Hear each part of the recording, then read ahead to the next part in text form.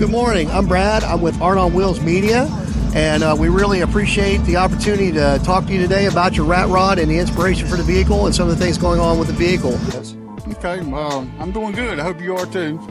My name's Richard Barnhill from Rockingham, and inspiration on the car, I've always wanted one. I would love to see the rat rods and everything, and when I seen this one, it was for sale. Most of it is just like it is, but I've done a lot of cosmetics and things changing over. Had a 350 Chevrolet motor in it. I put a Ford motor in it. Everybody always does the opposite, but I've done the opposite this time. But the inspiration is just, I just love the old style and the different things that you can do to them, and it's a never-ending process. If I see something here that I like, I might go home and change it and do something different. Any specific stats on the car right now? How much you kind of got invested in it, or the horsepower, or anything you want to share? Yeah, I got probably close to 18 grand in it. Horsepower-wise, I really don't know. I've never had it down or nothing like that, the engine or anything like that. I just use it for more of a cruiser than it is a hot rod. So you had mentioned that you had acquired this vehicle, had it for some time. As you've gone through your part of the build, are there some things that you might have done differently, or you really look forward to doing differently in the future? It's according to what I see in other places and what I see on Marketplace and reels and things like that. One thing I'll probably do different eventually is change transmission, put a Ford transmission in it, because I'm still running the GM transmission with a 302 Ford motor. So it just differs according to what I see. Okay. Find out. Great, man. Well, we're again appreciate you. I appreciate you being on the show and taking your time to speak with us. Hey, thank y'all. All right. Hey, so what was your inspiration for the build, and specifically maybe why Honda Genesis, and what's your interest and what got you started on it? I just been seeing a lot of these cars out on the streets and stuff, and I really like the way it's built. Mainly this generation itself, because there is an older generation. But I like the front end of it and everything, the hood and stuff. And yeah, it's just, I like it a lot, honestly, and in the color. Any specific stats on the car right now, horsepower or money that you got into it? Yeah, I got an alpha speed tune, so I'm pushing like 300 horsepower. I got like a intake, a blow-off valve, and it's catless completely, and it has exhaust system and stuff. Okay. Is there anything that at this time you would have done maybe different in your build, or looking forward to doing in the future? Honestly, I like the way it is now. I kind of wish I got different wheels and maybe got coils or whatever. And I might add some carbon fiber on the hood and the trunk and then the diffuser. That's what I want to do later on down the line. So. Great. We're going to take a break right here. I'm going to mic you up, and I'm going to let you go ahead and give us a walk through your build. Okay. We got the inch cast blow-off valve.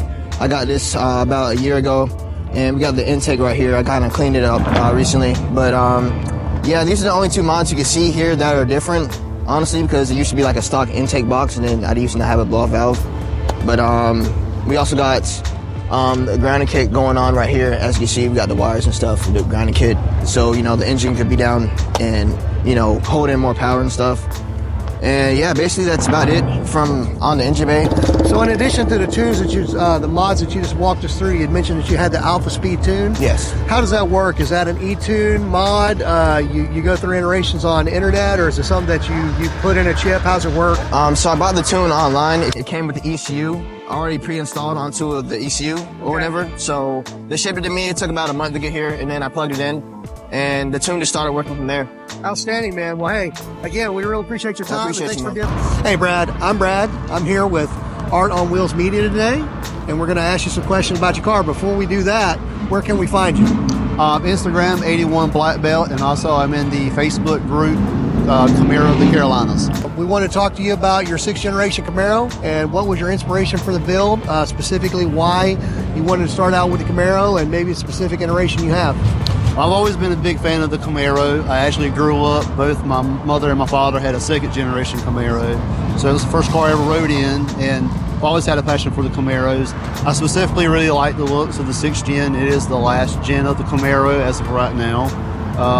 This is a 2018 1SS Redline Edition. I've always been a huge fan of white cars with a little bit of red accents. So, of course, that was my inspiration for this particular build. Specifically right now, how long have you had the car? And are there any specific stats on it? How much you got into it financially, or maybe 0 to 60 or horsepower numbers? lost count how much I have invested in it. I've had the car for about a little over 2 years now. I have about horsepower is pushing about 500. It has been tuned by Rios Racing. When he was here in North Carolina, he's since been moved down to Florida, I believe.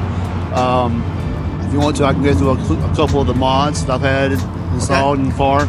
It's got some, of course, it's the 6.2 liter LT1 V8. It has Texas Speed Racing 1 7/8 long tube headers, X pipe. It has an NPRP quad tip axle back exhaust, dual exhaust. I am running a Rotofab called our intake, of course, with the tune, the custom tune from Rios Racing.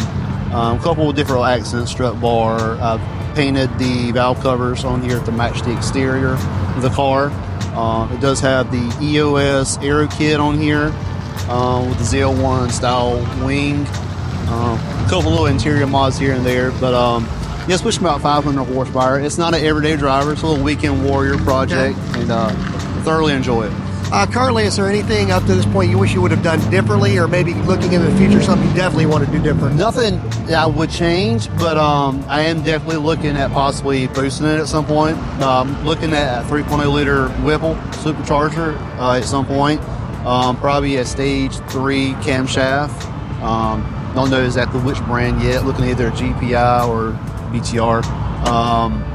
But yeah, definitely want to boost it. Well, Brad, we really appreciate your time. Appreciate you being on the show today. Hey, good morning. I'm Brad with Art on Wheels Media. I got my man Corvell from Corvell's Garage with me this morning. How we doing, Corvell? Doing outstanding. Good. Outstanding. And where can we find you on the social media, man? Corvell's Garage, Corvell's_Garage on Instagram. So I'm here with you, man. I know about your business a little bit. Yeah. I'm aware that you have access to a lot of different cars.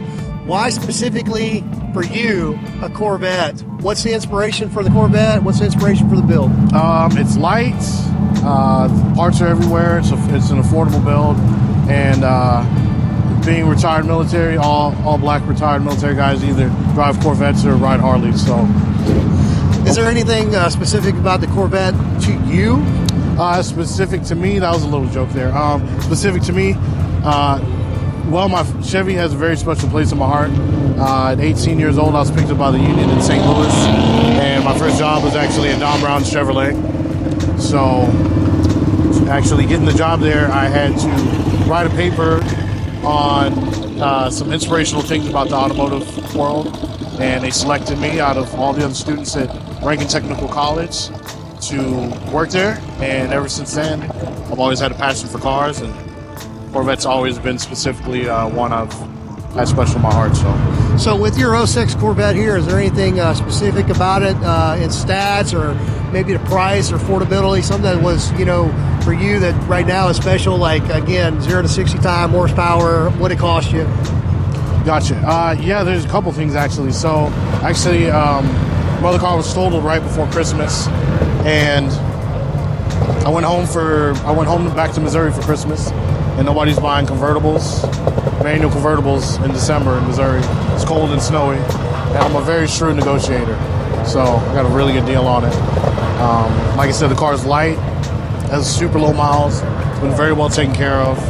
So I know you just got the Corvette. What are some of the mods you're looking to do right away with it? Right away, I actually can't wait to modify it. I've never left a car stock this long. It's driving me crazy. I do have 2 little kids, though. They can suck up a lot of time and money. I got a set of heads already sitting in my shop, already waiting for it. I do a cam, long tube headers, X-pipe, full exhaust, and the tune, intake also. So on the Corvettes, I know you work automotive mechanic a lot, man. What are some of the quickest mods or the least invasive mods to get the most gains? Definitely an intake, and the factory exhaust is extremely restrictive. Long tube headers and X-pipe, and an intake and a tune. Probably do all that for right around $1,000 and make your most power out of that. Awesome, man. Well, thanks for joining us today. I appreciate you being on the show.